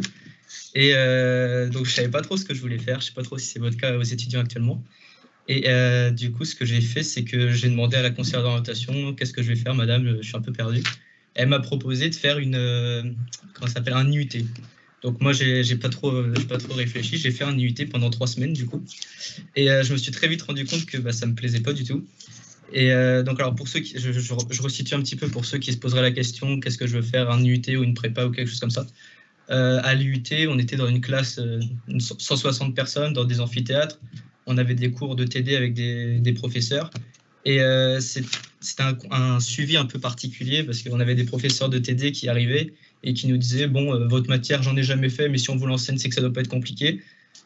Ça a donné une idée un peu négative quand même des professeurs d'IUT, en tout cas pour les TD. Donc ça m'a pas vraiment plu et j'avais un ami qui était en prépa et qui m'envoyait ses DM de maths juste pour rigoler. Il me disait, est-ce que tu sais faire ça, un truc comme ça. Et moi je me suis dit, mais c'est ça que j'ai envie de faire, c'était ses cours à lui. Du coup j'ai intégré la prépa en cours d'année, au bout de 3-4 semaines, un truc comme ça. Et donc j'ai très vite senti la différence entre les profs que j'avais en UT et les profs que j'ai eu en prépa. C'était flagrant. Donc comme ils vous ont dit pendant la présentation, les profs de prépa, ils ont une classe, c'est-à-dire qu'ils ont 40 étudiants qui vont garder pendant 1 an. Donc il y a vraiment une proximité qui se forme forcément entre les étudiants et les professeurs. Et il y a un soutien derrière. C'est vraiment incroyable. C'était le jour et la nuit, quoi, franchement, entre l'IUT et la prépa. Donc voilà, pour ça, je suis très, très reconnaissant. J'aimerais juste revenir aussi sur le fait que, alors moi, comme je ne savais pas trop ce que je voulais faire, la prépa, ce n'était pas non plus quelque chose de très précis. C'était des matières qui m'intéressaient, des sujets qui m'intéressaient. Ça ne me permettait pas de savoir non plus ce que je voulais faire plus tard. Donc l'avantage, c'est qu'on a vu pas mal de choses différentes, et dont de l'informatique. Donc dans mon cas, c'est ce qui m'a vraiment intéressé. Et c'est pour ça que j'ai continué dans une école d'ingénieur en informatique, pour le coup. Il y en a plein qui sont aussi révélés une passion pour, je sais pas, pour la chimie, par exemple, bon, pas trop quand même, pas déconner, mais voilà. Une passion, je sais pas, pour la physique, pour l'énergie, pour les matériaux, des choses comme ça. Et qui ont trouvé du coup leur voie, et qui en terminale ne savaient pas ce qu'ils voulaient faire, en prépa ne savaient pas trop ce qu'ils voulaient faire, mais qui ont trouvé au bout de la prépa vraiment leur vocation et quelque chose qui les intéresse. Donc voilà, si vous ne savez pas trop ce que vous voulez faire, la prépa, ça peut être bien pour vous, franchement. Aussi, je voulais revenir aussi par rapport à l'ambiance. On peut dire des fois, par exemple, la prépa, c'est les gens, ils se tirent dessus, ils sont méchants entre eux et tout. Alors, je ne sais pas comment c'est dans les autres prépas, mais je sais qu'à Marceau, les gens sont très gentils. Moi, mes amis que je vois encore actuellement, c'est des gens que j'avais en prépa. Et je suis très, très content d'avoir fait ces 2 ans à Marceau, en tout cas. Et je recommande un maximum à tout le monde qui ne sait pas exactement ce qu'il veut faire, ou qui même sait ce qu'il veut faire, d'aller à Marceau, parce que vous ne vous fermez aucune porte, bien au contraire. Et voilà, je ne sais pas trop quoi dire de plus. Ouais, si vous avez des questions, ou si vous voulez me poser des questions par rapport à votre orientation, ou je ne sais pas trop quoi, vous pouvez m'envoyer un mail. Alors, ça aurait été mieux avec un chat, c'est vrai. Mais bon, éventuellement, quelqu'un vous renverra un mail, je ne sais pas où. Voilà. Merci, voilà, donc c'est tout pour moi, je pense. Si vous avez des questions dans les médias, vous pouvez les poser. Et, voilà. Autrement, par mail, si ça vous parvient. Voilà. Juste Pierre, en même temps que je mettrai en ligne le replay, je mettrai aussi vos coordonnées. Ok, super. Celles que vos professeurs vont me donner. Voilà. D'accord. Merci beaucoup. Merci Pierre. Ouais. Peut-être. Donc tu restes là ou pas, Pierre? Oui, je serai là. Oui, je reste ici encore. Si vous avez des questions, n'hésitez pas à intervenir, poser une question, ouvrir votre micro et nous poser la question en direct. Là, on est plus souple, donc n'hésitez pas. Donc pour l'instant, il n'y a pas de questions à Pierre, éventuellement. Sinon, Baptiste, tu te prépares peut-être pour intervenir? Ah, bah super, merci Baptiste. Vas-y, je te laisse parler. Ah, par contre, on ne t'entend pas, tu n'as pas mis ton micro. Oui, En haut. Non, je ne l'entends pas moi, personnellement. Vous l'entendez? J'entends Hélène, mais je n'entends pas Baptiste. Ah, vous m'entendez? On ne te voit pas, mais on t'entend. Ouais. Vous ne me voyez pas? Moi, je te vois. Ah bon. D'accord, bon, il faut que j'appuie sur toi, peut-être. Non, je ne te vois pas, c'est bizarre. Bon, voilà. Donc, je vais répéter. Donc, déjà, je suis très content d'être là. D'habitude, je me déplace en physique à Bascan. De toute façon, j'habite pas loin. Donc, si vous voulez, je ne sais pas si monsieur le proviseur a besoin, je peux me déplacer à Bascan, il n'y a pas de souci. Moi, j'ai passé mon bac en 2015. J'ai intégré ensuite, je suis allé en prépa à Marceau, donc 2015-2017. J'ai pas fait de 5,5, comme on dit, j'ai fait que 2 ans. J'ai fait PCSI, PC, donc avec Madame Go en 2e année. Donc, moi, mon parcours, en fait, depuis toujours, je voulais faire ingénieur en aéronautique aérospatiale. Ça a toujours été mon truc, depuis, je sais pas, depuis que je savais lire même. Et donc, c'est ce qui m'a guidé, en fait, vers la prépa de manière naturelle. Enfin, pour moi, il n'y avait pas de faire une licence ou faire un IUT. C'était maths sup, maths spé. Donc, aujourd'hui, ça s'appelle la prépa. Voilà, c'était évident pour moi. J'ai beaucoup aimé, franchement. Avec le recul, je me dis que c'était la meilleure des solutions, enfin la meilleure possibilité que j'avais. Franchement, je regrette pas. Ça m'a donné des outils incroyables. Donc, en plus, l'ambiance avec l'internat, ça c'est vraiment chouette. Hein. Mes amis de prépa, je leur parle quasiment toutes les semaines. On se voit tous les étés, on fait la fête. C'est vraiment de très bons souvenirs. Les cours, pareil, c'est vraiment super intéressant. D'une part, parce qu'effectivement, le spectre qu'on étudie est vraiment large. Ça, vous l'aurez pas dans d'autres, que ce soit des prépas intégrés ou bien dans d'autres formations. Je pense qu'en prépa, voilà, on a un spectre très large, notamment en mathématiques et en physique. En chimie, bon, je sais que ça concerne moins de monde, mais bon, en chimie aussi, on fait beaucoup de choses. Moi, je n'étais pas trop axé du coup sur la chimie, comme mon truc, c'était l'aéronautique. Bon, bah, heureusement, le concours que j'ai passé pour pouvoir entrer en école d'ingé, il n'y avait pas de chimie, parce que bon, sinon, je pense que j'aurais pas intégré. Mais voilà, vous allez voir, en prépa, en fait, on découvre plein de choses, hein, parce que quand on est je sais pas comment ça s'appelle aujourd'hui, mais je sais que moi avant, avec un bac S, on pensait savoir ce que c'était que les sciences, les maths, la physique, mais en fait, pas du tout. On connaît rien à rien. On sait à peine ce que c'est qu'exponentiel, pour ceux qui voient. On découvre vraiment un autre monde après. C'est vraiment très stimulant. Avec un peu de recul, je me dis que la prépa, en fait, c'est l'un des derniers îlots où aujourd'hui en France, on peut avoir une vraie formation de qualité. Moi, j'ai un peu peur, voilà, du niveau qui baisse, et je me dis que la prépa, voilà, c'est un îlot dans lequel on peut se réfugier. On a des profs qui sont, voilà, les profs, on les a 10 heures par semaine pendant un an. Ils sont bienveillants, et puis même le soir, ils répondent aux emails si on est coincé sur un exercice. On est vraiment chouchoutés. Je pense que c'est assez rare. Je ne sais pas s'il y a d'autres pays dans le monde qui font des prépas ou des choses un peu similaires, mais en tout cas, on a vraiment cette chance-là en France. Donc ensuite, l'école que j'ai intégrée, moi, c'est l'IPSA, donc une école d'aéronautique et de spatiale, qui est une école privée qui fait aussi prépa intégrée. Alors moi, j'ai tout de suite vu une grande différence entre les quelques élèves comme moi qui venaient de prépa générale et ceux qui ont fait la prépa intégrée. Déjà parce qu'on n'a pas du tout vu les mêmes choses. Alors effectivement, ils étaient meilleurs sur les logiciels qu'on utilisait ensuite dans le cursus d'ingé. Mais moi, j'avais vu tellement plus de choses en physique, en maths, en chimie, etc., qu'en fait, je voyais beaucoup plus loin qu'eux, quoi. Et comme j'avais travaillé beaucoup plus qu'eux pendant la prépa, bah, finalement, après, c'était facile. C'était facile, mais en même temps, je me suis rendu compte que c'était le spatial, etc., c'était peut-être pas ce que je voulais faire. Ou peut-être que c'est l'école qui m'a pas plus plu que ça. Mais voilà, aujourd'hui, je fais un master spécialisé, je suis en bac plus 6, et là, je suis dans la redirection écologique. Donc, bon, en même temps, vous allez me dire, dans l'aéronautique, il y a plus trop de boulot là, parce que c'est un peu vrai. Voilà, et je sais que va falloir qu'on se sauve de nous-mêmes. Donc, bon, c'est pour ça que je suis parti dans l'écologie. Mais de la même façon, si je dois aller à Bascan, il n'y a pas de souci. Si vous voulez m'envoyer un message, je pense qu'il y a mon prénom et mon nom qui apparaissent. Vous pouvez me chercher sur Facebook, ou même je vous envoie mon mail, n'hésitez pas.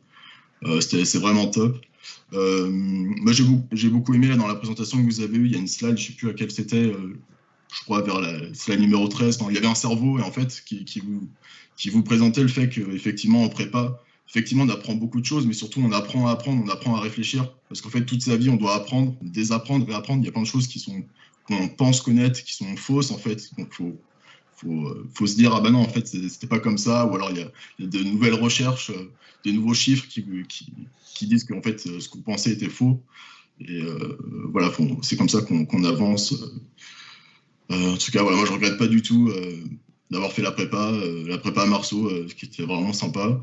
L'école d'ingé, bon, c'était peut-être pas le rêve que je m'étais imaginé, mais finalement, je fais autre chose après. Et pour moi, ce qui compte, c'est pas effectivement l'école que vous avez fait, c'est qui vous êtes en fait, c'est ce que vous connaissez, ce à quoi vous vous intéressez in fine.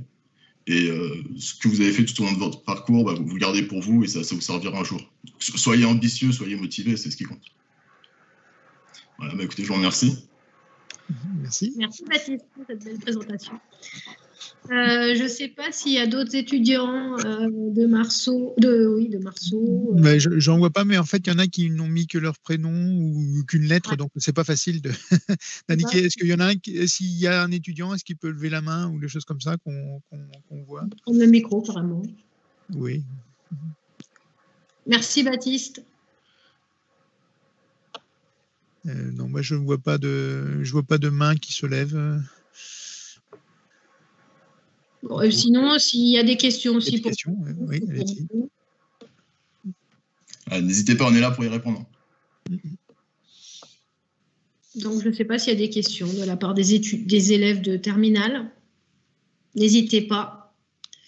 Je pense qu'on a fait un peu le tour. Maintenant, effectivement, par des questions, on peut arriver à approfondir certains sujets. Je ne sais pas, à votre choix. Ah, il y a quelqu'un qui bouge. Oui. C'est qui? Bonjour. Raphaël Vincent, voilà. Raphaël Vincent, oui. Donc moi, je suis élève en première. Et en fait, j'ai une question plutôt pour Baptiste. En fait, moi, j'ai beaucoup entendu parler des écoles d'ingénieurs dans l'aéronautique, mais plus pour aiguilleur du ciel et tout. Et du coup, je me demandais quelles autres écoles vous aviez entendu parler justement pour le domaine plus conception dans l'astronautique. D'accord. Donc la plus connue, c'est Super Aero. Hein. C'est celle qui est tout en haut d'un concours qui s'appelle, je ne sais pas d'ailleurs si ça a toujours le même nom, c'est pour des mines, Mines-Pont. Donc c'est pas une école simple à avoir. Je le dis tout de suite. Je sais qu'il y en a, ils passent par la petite porte, c'est-à-dire que d'abord ils font prépa, après ils vont faire une troisième année de licence ou un master 1, puis ensuite ils intègrent Super Aero comme ça. Je crois que c'est plus facile dans ce sens. Mais ouais, c'est une école qui est vraiment très très bonne, je pense que c'est l'une des meilleures du monde sur ce niveau-là, c'est vraiment super chouette. Il y a l'ENAC, il y a une école, je crois, qui est militaire.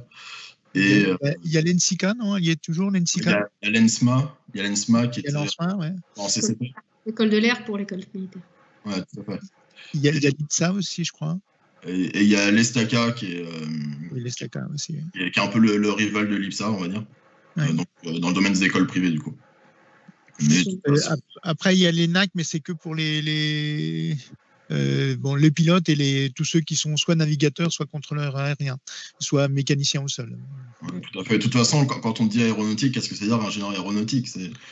Pour concevoir un avion ou une fusée, tu n'as pas quelqu'un qui sait tout faire. Tu as celui qui s'y connaît, je sais pas, en thermodynamique, celui qui s'y connaît en mécanique, celui qui s'y connaît en système embarqué.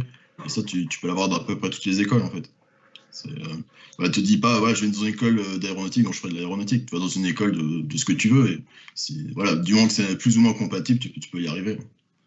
Donc l'intérêt aussi de faire une prépa générale, c'est que ça touche toutes les écoles, donc même ça peut te permettre d'avoir les écoles les plus cotées ou d'avoir au moins les autres. Et en plus, ça te permet justement, comme Baptiste, de faire autre chose après si tu as envie de faire autre chose, parce que justement, tu as une formation plus généraliste et donc qui te permet de t'adapter à n'importe quel type de métier. Donc si après tu découvres dans l'école que c'est pas forcément ce qui te motive le plus, tu peux t'orienter vers autre chose. Donc c'est assez large et ça te ferme vraiment aucune porte. Donc si vraiment c'est l'aéronautique, tu auras ton école d'aéronautique et tu pourras faire de l'aéronautique. Et si tu découvres qu'il y a d'autres matières, tu pourras aussi réorienter vers d'autres branches. Tu pourras t'adapter. En fait, l'intérêt, c'est qu'on peut s'adapter un petit peu à n'importe quel métier. C'est vraiment le propre de la formation des prépas généralistes comme ça, prépa publique, c'est qu'on peut s'adapter et même en école d'ingénieur, après on peut s'adapter, et même après à l'issue de l'école d'ingénieur, s'adapter à n'importe quel type de métier. On peut avoir une école spécialisée dans la chimie et puis faire complètement quelque chose de différent, comme Baptiste aussi fait quelque chose de différent de son école d'ingénieur. C'est vraiment une capacité d'adaptabilité qui est vraiment liée à la formation. On apprend des méthodes de travail. Après, il suffit qu'on nous forme dans un domaine particulier et puis en quelques jours, quelques semaines de formation suivant l'option, ce qu'on veut faire. Et en quelques formations, on arrive à s'adapter à n'importe quel type de métier. Donc, c'est vraiment un des atouts de cette formation, c'est d'être très, très généraliste et de pouvoir, même si on fait des écoles spécialisées qui semblent spécialisées, on a une formation on peut s'adapter à n'importe quel type de boulot. On peut travailler dans le commerce, dans la finance, dans les banques, dans l'informatique. Voilà, on s'adapte à nos goûts et aussi au marché, parce qu'effectivement, il y a un peu tout qui fait que soit nos goûts évoluent, on s'oriente vers autre chose, soit aussi le marché évolue et on s'adapte au marché. Donc, c'est vraiment une formation très, très ouverte. Voilà. Tout à fait, ça peut faire de l'aéronautique, tu peux faire de la mécanique, tu peux faire une école d'électronique, tu peux y arriver de plein de façons différentes, même en chimie. Voilà, quand on prend les ergols, ce qu'on met dans les fusées pour qu'il y ait des cols, c'est beaucoup de chimie, il y a énormément de choses.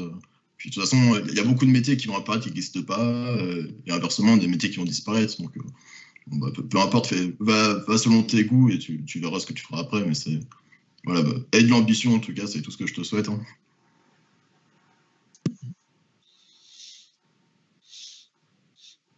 Okay. Est-ce que ça a répondu à ta question, Raphaël? Oui, merci. Est-ce qu'il y a d'autres questions?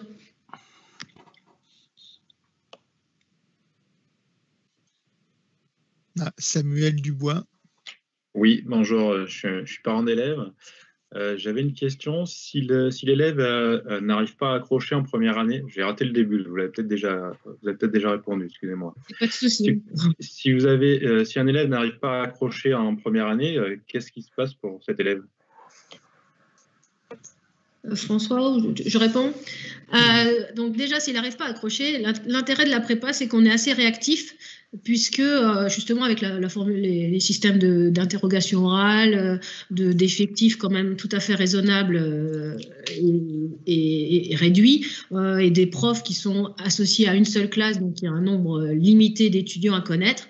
Donc, on est assez réactif pour s'en apercevoir rapidement et donc pour voir avec lui par des entretiens, pour voir sa motivation, pour voir où ça pêche. Est-ce que c'est au niveau du travail? Est-ce que c'est au niveau des capacités? Ou est-ce que c'est au niveau de la motivation, etc. Donc, on va voir un petit peu à partir de tout ça, qu'est-ce qui pêche? Si c'est un goût aussi, un problème de goût pour les sciences, s'il s'aperçoit que les sciences, c'est pas trop son truc. Voilà. De rythme aussi, ou un problème de rythme aussi qui peut arriver. Un problème de rythme, s'adapter au rythme. Donc, on va discuter avec lui, on va voir. Et c'est vrai qu'on est, pour le coup, on est assez réactif. Ça concerne enfin, il y a très peu d'étudiants qui abandonnent en cours d'année, parce on est à l'écoute, on va essayer d'adapter la formation à l'étudiant et à ses capacités. On va lui dire que voilà, même si des fois ils n'ont pas forcément les capacités pour comprendre tout de suite du premier coup, d'autres étudiants qui ont plus de capacités vont l'aider, notamment s'il est à l'internat, ils vont le soutenir. Nous, on va aussi l'aider à comprendre, et donc on va l'encadrer, on va voir où ça pêche. Donc ça va dépendre un petit peu de l'endroit où ça pose problème.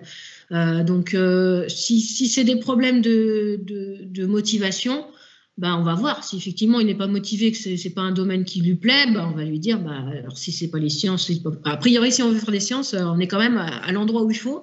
Maintenant, si on s'aperçoit que c'est pas forcément les sciences qui nous motivent et que ça nous intéresse pas plus que ça, oui, à ce moment-là, on va lui dire de faire autre chose.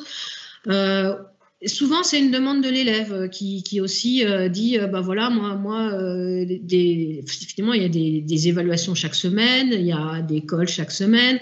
Donc, on incite l'étudiant, on l'encadre, on le motive à travailler régulièrement. Et des fois, les étudiants, ils ont besoin de plus de liberté, plus d'autonomie. Mais bon, c'est pas forcément pour travailler, du coup. Mais bon, bref, ça dépend un peu des étudiants. Mais bon, nous, c'est vrai qu'on incite l'étudiant à travailler. Et donc, après, il faut que l'élève arrive à tenir le rythme. Voilà, mais bon, en général, il y a très peu d'abandon en cours d'année. On arrive effectivement, l'étudiant qui rentre en prépa, qui est motivé, qui travaille un minimum, il ira jusqu'au bout, il intégrera une école. Donc après, plus il travaillera, plus il intégrera mieux, plus il aura des capacités, plus il intégrera une école prestigieuse. Mais de toute manière, il s'en sortira, il aura quelque chose. Donc c'est vraiment pour ça que c'est vraiment très sécurisé. Il ne faut vraiment pas avoir de peur de ne pas réussir. Et même si jamais il s'aperçoit en cours d'année, il arrive au moins à tenir jusqu'à une année, il a l'équivalence de la première année, et puis après il peut intégrer avec un bac+1, il a les équivalences, il a les ECTS, il peut l'intégrer. On va laisser parler peut-être aussi Anthony Preux, un professeur qui est en première année. Quand moi j'étais en première année, effectivement, il y avait quelques abandons en tout début de cursus, c'est-à-dire les deux premières semaines après les premières échéances, l'école et compagnie.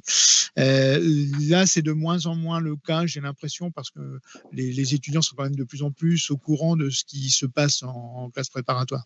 Mais je laisse parler Anthony Preux. Alors, je ne sais pas si on m'entend en fait. Oui, on t'entend. Si on m'entend, oui là. Non, mais tu parles pas fort, parle plus fort. Ah pardon, excusez-moi. Non, c'était juste pour donner une statistique parce que du coup c'est un peu plus concret. Cette année en MPSI, on a... Ah, désolé, ma caméra est tombée. Cette année en MPSI, on était 41 au démarrage. On a eu un élève qui est parti très très rapidement. J'arrive pas à mettre ma caméra, donc je suis désolé, je crois que ça va être un peu compliqué. Il y a un élève qui est parti très très rapidement parce qu'il s'est rendu compte en fait que la prépa c'était vraiment pas son truc. Donc bon, soit il est un peu mal informé, soit il s'est vraiment pas rendu compte entre guillemets de ce qu'allait être la prépa. Donc il est parti au bout de 2 semaines et est parti à l'université. Donc du coup en fait il a rien raté il n'a pas perdu de temps entre guillemets vu que les universités ouvrent plus tard. Enfin ouvrent. De manière générale, cette année c'est un peu plus particulier. Donc voilà. Pour lui, donc il n'y avait pas eu de souci. Et puis là, on a un deuxième élève assez récemment qui, visiblement, se sent aussi. Alors, il y a un manque un peu d'intérêt dans les sciences. Déjà d'une et de deux, il veut partir donc faire du droit. Il se sent pas effectivement forcément très. Ils sont moins, disons que depuis qu'il est en prépa, ils sont moins son intérêt pour les sciences et donc du coup va décider de se réorienter. Donc là, lui, vu qu'il veut faire du droit, effectivement, il va devoir changer complètement de parcours et donc il va reprendre l'année prochaine un nouveau cursus de droit. Donc on en est à 2, vous voyez, 2 sur 41. C'est globalement ce qui se passe à peu près chaque année, c'est-à-dire qu'effectivement, chaque année, il y a à peu près 2 élèves sur les 40 en MPSI qui décident de se réorienter en se rendant compte que finalement, c'est pas trop leur truc. Voilà. Mais voilà, voilà ce qui c'est pas, ça reste dans la marge. Après, effectivement, il y a des élèves qui, en fin d'année, eux, décident de se réorienter également parce qu'ils se rendent compte que, pareil, une deuxième année, ça leur paraît un peu trop ou ne veulent faire que des maths et donc, du coup, on en a marre de la physique ou inversement, on en a marre de la physique et veulent faire que des maths et donc veulent aller en licence. À ce moment-là, vu que je pense qu'Hélène nous en a parlé, je suis arrivé un peu en retard, donc je suis pas sûr j'ai pas entendu le début, mais vous savez qu'on est inscrit donc à la fac en parallèle, donc du coup, si il a bien réussi sa première année, il aura l'équivalent d'une licence 1 de maths et pourra aller en licence 2 de maths ou de physique à la fin de la première année. Ça arrive aussi un peu de temps en temps. Voilà.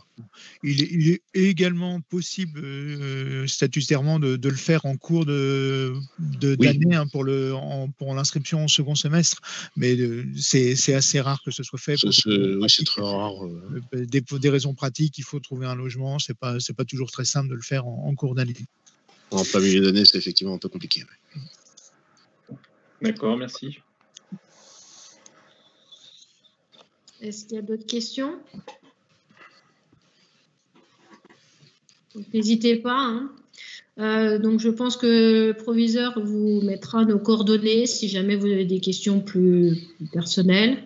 Mais n'hésitez pas à nous poser des questions là pour quelques minutes. Sylvie Nanteuil, oui, allez-y. Oui, bonsoir. Bonsoir. J'ai 2 questions en fait. J'ai une première question qui concerne l'internat. Est-ce qu'à partir du moment où un étudiant est admis, il a une place, je dirais pas automatiquement, mais il est assuré d'avoir une place en internat?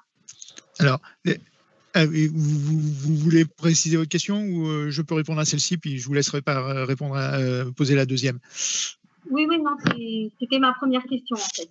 Alors en fait, donc les classements sur Parcoursup, hein, on élabore deux classements différents.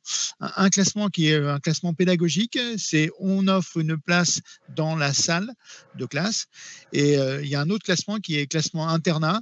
Les critères peuvent être différents. Il peut y avoir l'éloignement, il peut y avoir des raisons, des conditions de ressources, et des choses comme ça qui font que les classements peuvent être légèrement différents de l'un à l'autre. Et donc, on n'a pas automatiquement une place à l'internat quand on est pris dans la classe de prépa, mais on l'a dit, il y a quand même 75% d'étudiants. Alors, c'est vrai que c'est plus accessible, l'internat est un peu plus accessible depuis la filière PC que la filière MP, parce qu'il y a moins de monde en PC qu'en MP, SI, MP. Mais même si vous avez une place qui est accordée, je l'avais dit tout à l'heure, en fait, vous n'aurez pas la réponse en même temps pour les deux classements. La réponse, vous avez une place dans la classe, vous sera donnée avant la place à l'internat. Mais on va dire la très grande majorité des étudiants arrivent, qui ont demandé l'internat et qui ont eu leur place dans la classe, auront au bout du compte leur place. La très grande majorité, il peut arriver qu'un étudiant qui soit vraiment l'un des moins bien classés dans le classement internat n'arrive pas à l'avoir, parce qu'on a un internat qui est forcément limité en place. Mais il y a une très grande majorité quand même qui arrive à l'avoir.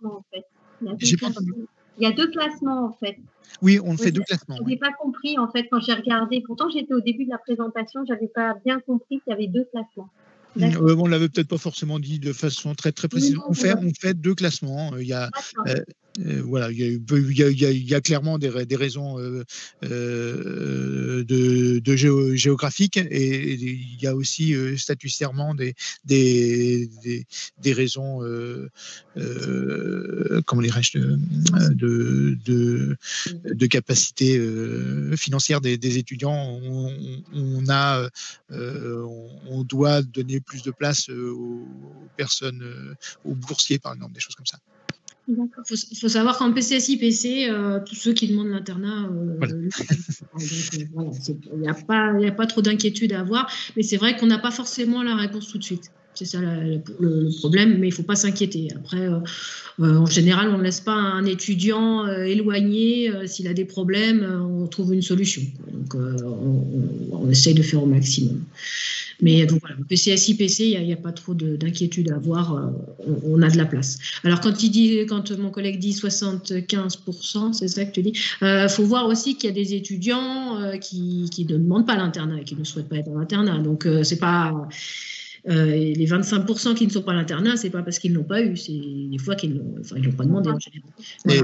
Et puis il y en a quelques-uns qui ne peuvent pas être pris à l'internat. Par exemple, des étudiants qui viennent de l'étranger, le week-end étant le lycée étant fermé, l'internat aussi, il faut que de toute façon les étudiants aient une voie un moyen de se loger le week-end, et donc la plupart du temps, s'ils doivent prendre une chambre, ils prennent une chambre aussi pour la semaine.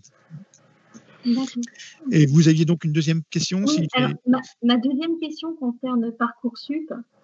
Est-ce qu'il y a possibilité, parce que là, il faut faire les choix, on a jusqu'au 11 mars, mais bon, quand même, est-ce qu'il y a possibilité de sélectionner, de faire la sélection sur PCSI ou MPSI? Est-ce que ça compte pour un choix et deux sous-choix, ou est-ce que c'est deux choix différents? Alors, PCSI et MPSI, ce sont deux choix différents, je crois. D'accord, donc ce n'est pas des sous-choix en fait. Les sous-choix, c'est les lycées qui correspondent. Ah, d'accord. Oui. Mais monsieur le proviseur veut répondre. Voilà, simplement repréciser l'histoire de Parcoursup, donc on l'a encore bien entendu. Vous n'avez pas votre micro, monsieur le proviseur. Vous n'avez pas votre micro. Voilà. Non, je peux répondre, hein, on est encore bien sur Parcoursup en tête, on est en plein dedans. C'est bien 2 choix différents. Vous ferez 2 vœux, un vœu MPSI et un vœu PCSI, si c'est votre choix. Et vous aurez, pour chacun d'eux, la possibilité de faire des sous-vœux, en rajoutant toutes les écoles qui vous intéressent. Mais MPSI, ça sera un premier choix, PCSI, un second choix. D'accord. Voilà. Okay. Merci. Et d'ailleurs, à l'intérieur des sous-vœux, il y a aussi, on peut multiplier par 2, puisqu'on peut demander 2 lycées différents et avec et sans internat, donc ce qui multiplie les possibilités.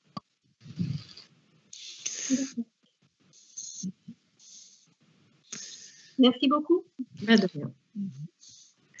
Pour l'internat aussi, je disais, il y a même des étudiants, des fois, de Chartrain qui habitent à côté et qui demandent quand même l'internat parce qu'effectivement, c'est quand même une chance et on a conscience d'être à l'internat et de pouvoir travailler en collaboration avec les autres. Donc voilà, faut pas hésiter à demander l'internat. Il faut pas avoir peur si on l'a pas tout de suite. Faut être patient et au bout d'un moment, on l'a. Faut pas s'inquiéter. Voilà. Est-ce qu'il y a d'autres questions ?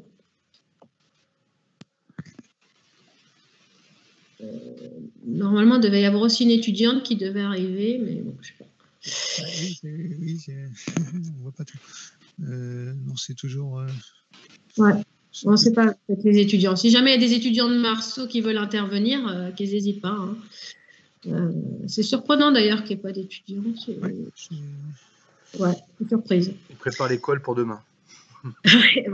Normalement, ils ont eu leur devoir. Là, ils avaient devoir aujourd'hui et puis ils rentraient chez eux. Donc, ils sont contents. Ils avaient un devoir jusqu'à 5 heures, donc le temps de rentrer, peut-être que ça. Bon. Ouais. Non, ils sont en train de dormir en fait. Épuisés de leur semaine.